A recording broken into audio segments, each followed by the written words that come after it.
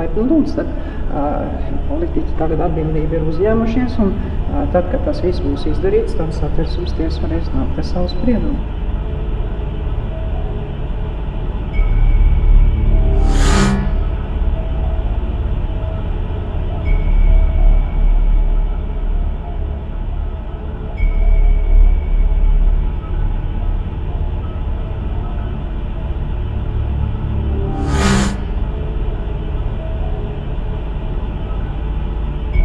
Gadījumā tad arī būs acīmredzot jāgriežas pie sabiedrības ar lūgumu mainīt attiecīgos Satversmes pantus, uz kuriem tad tiks norādīts.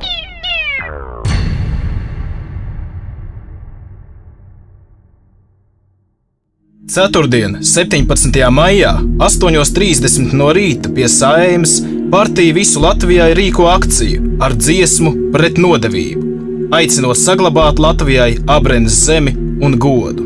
17. maijā, 8:30 pie Saeimas.